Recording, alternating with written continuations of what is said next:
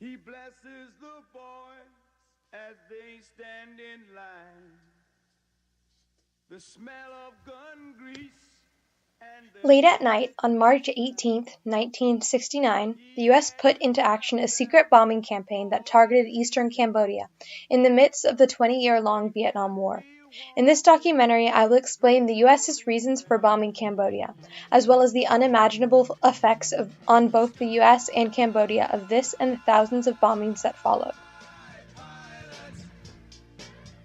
In the several months prior, the Communist Viet Cong or North Vietnam had used bases across the border in Cambodia, as shown by the red and green lines pictured, to attack U.S. forces in South Vietnam. The U.S. used other tactics like bribery in an attempt to convince the Cambodian government to oust Viet Cong forces in their country, but the government was determined to stay neutral and refused to help the U.S. significantly. Cambodia, called Kampuchea at the time, has a complicated political history due to age-old conflict between the Vietnamese and the Khmers, the largest ethnic group in Cambodia. Between 1867 and 1953, Cambodia was a French protectorate and part of French Indochina, but was occupied by Japan from 1941 to 1945 during World War II, during which Khmers often faced brutality and discrimination. In 1953, Cambodia gained independence under King Norodom Sihanouk, but many felt this constitutional monarchy was corrupt and self-serving, in which the rich got richer and the poor only got poorer. In 1969, Cambodia's Minister of Defense, Lon Nol, asked the United States to provide military support, as he planned to take action against Sihanouk. Because Sihanouk followed a policy of extreme neutrality in the Vietnam War, the U.S. decided to help Lon Nol, who was more favorable, stage a military coup. They successfully overthrew Sihanouk in 1970 in the midst of the Cambodian Civil War, and Lon Nol became the head of state.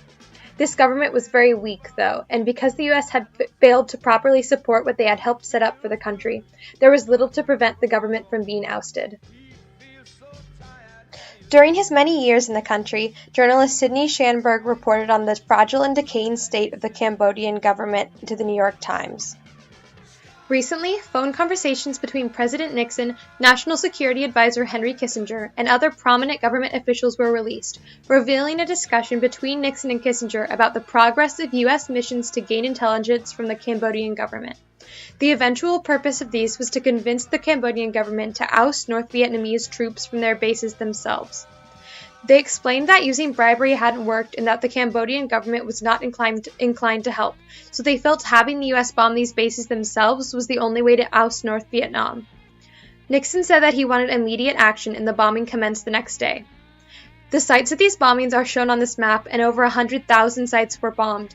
Overall, the U.S. dropped about 2.5 million tons worth of bombs in Cambodia, more than used by all of the Allies combined during World War II. The effects of the U.S.'s attacks on Cambodia are heavily disputed, but many historians agree that they contributed to the rise of the Khmer Rouge, otherwise known as the Communist Party of Kampuchea. This breakaway political movement began in the 1960s as an underground group whose goal was to revert Cambodia back to an agrarian society where property was held communally. As the U.S. began conducting bombing operations in Cambodia, they mainly targeted the countryside, where peasants lived in small villages and on farms. Most of these people had no education and felt as though their government was not supplying sufficient aid for their communities. To gain the support of these people, the Khmer Rouge used propaganda that disparaged the Cambodian government and claimed they allowed the American bombings, which was partially true. As the party's support grew, small attacks and less effective offensives from the Khmer Rouge during 1967 and 1968 quickly turned into a full-fledged war. By 1973, the Khmer Rouge had control of 85% of Cambodia's land, and the capital of Phnom Penh fell in April 1975. This solidified the country's fate, and the Khmer Rouge began to implement a plan culminating in mass genocide. In her memoir, First They Killed My Father, Long Ung tells of her experiences during the Cambodian genocide. Living in Phnom Penh, her family is more educated than most, and her father was employed as a government worker under Lon Nol. As Khmer Rouge soldiers storm the city, they are forced to walk for 7 days, disguising themselves as peasants in order to avoid execution. Her father explains that the Khmer Rouge started by abolishing schools, banks, hospitals with Western medicine, factories, and other things that they believe corrupted traditional ideals. Those who already lived in certain remote villages were seen as exemplary by the Khmer Rouge because of their lack of Western education and were called base people. They had the largest houses, easiest work, and largest rations, as they were seen as model citizens and loyal to the Angkar, the name for the mysterious leaders of the Khmer Rouge. Ung's family and many others, on the other hand, were forced to move from village to village, where rations became increasingly small and work in the rice fields became harder and harder. It was common knowledge that adolescent and teenage girls were being beaten and abused by Khmer soldiers, and many committed suicide to avoid rape and assault. Young boys were also being brutally beaten, and many were killed for stealing food or for their starving families. For Ung, her father was taken and killed while two of her older siblings were forced to go to labor camps, where one was later killed. State-sponsored slavery. You didn't have any rights. You can be doctors and lawyers and architects and journalists and writers. All that were abolished or banned. There were no more professions. Everybody were made to be farmers, to work in the field, to build trenches, grow food. My hands were used to opening books and playing with toys, not pulling leeches out of my toes, not pulling weeds out of the ground. After Ung ran away, pretending to be a peasant orphan, she was sent to a child soldier training camp, where children were brainwashed with communist propaganda in place of schooling or lessons. They had to repeat chants of Angkar, Angkar, Angkar, and swear to report all treasonous discussion to a soldier or leader. They were told that they must kill any target for the Angkar, even their own parents, as the Khmer Rouge formally abolished all familial ties. At first, the Angkar remained anonymous, and other than whispers of the name Pol Pot, no one knew who or how many were part of this leadership group for many years. In 1977, though, Saloth Sar, a young college dropout, better known as Pol Pot, used a radio broadcast to introduce the people of Cambodia to their leaders for the very first time.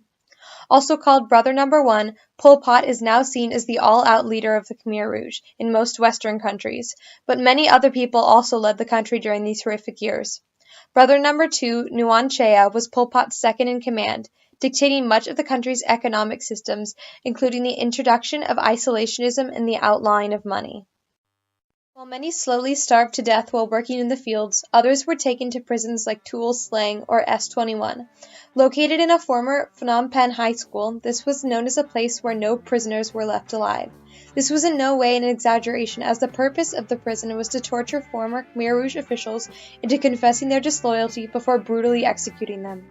Out of the 20,000 known prisoners of Tuol Sleng, only 6 are thought to have survived. Like those who lived in the work camps and villages, prisoners were subjected to a specific set of rules. Along with those like obey the Angkar and tell Angkar all, prisoners were told, while getting lashes or electrification, you must not cry at all.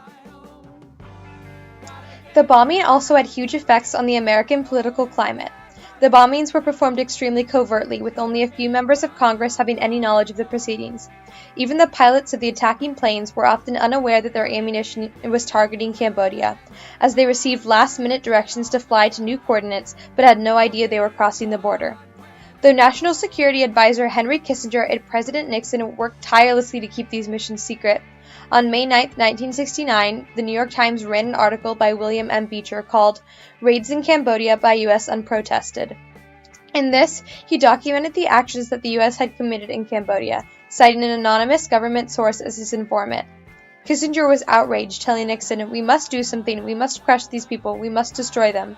To find the source of the leak, Nixon had J. Edgar Hoover of the FBI set up wiretaps on several government employees, such as major suspect Morton Halperin. In 1970, another anonymous source revealed that these wiretaps had occurred, and John Croodston of the New York Times called Kissinger to try in vain to warn him to tell his side of the story, but his advice was not heeded. Kissinger and Nixon again reacted with fear and began to intensively search for the source of the leak. These events are thought to have been the start of the many wiretaps and illegal investigations conducted by the Nixon administration, which later led to his impeachment and resignation. After Nixon officially announced the bombings on television on April 30, 1970, many demonstrations and protests occurred in the U.S. after the bombing, several of which turned bloody, including the Kent State Massacre. On May 4, 1970, during a demonstration at Kent State University in which many students were protesting the U.S.'s involvement in Cambodia, the Ohio Army National Guard opened fire on student protesters and bystanders. 4 students were killed and 9 others were injured from shots fired about 100 meters away. Assistant General Frederick P. Wagner said the shooting began after the troops were hit by sniper fire, and they were understanding orders to cover and return any fire. It isn't known, though, whether this sniper fire was actually from protesters, and many suspect it was the result of a misfire from a soldier ricocheting off a tree and hitting a guard member. Many historians have compared the U.S. bombing of Cambodia to our recent drone strikes in the Middle East, such as the Damadola airstrike in Pakistan. People like Muhammad Hanif have argued that our attacks have resulted in the radicalization of large numbers of Middle Eastern people who want to take revenge on America for destroying their towns and killing innocent civilians. This makes these people more easily susceptible to the propaganda of terrorist organizations like ISIS because they encourage people to see America and the Western world as an enemy. This is similar to the Khmer Rouge's tactics because uneducated peasants whose villages had been destroyed by American bombings were some of the largest supporters of the Khmer Rouge's communist ideas, allowing them to grow in power. Because of the U.S.'s violent actions in both of these cases, terrorist groups were able to take advantage of uneducated and angry groups of people, which allowed them to grow in strength and size. It is very important that the U.S. acknowledge the large role we played in both the bombing of Cambodia and the Lon Nol coup, which led to the Cambodian genocide in which 1.2 to 2.2 million people were killed. Hopefully, the U.S. government will understand the similarities between our actions in Cambodia and the current ones in the Middle East soon, before we again experience a rise in political tension and destabilize the targeted country enough to lead to violence or tragedy, both on the home front and overseas.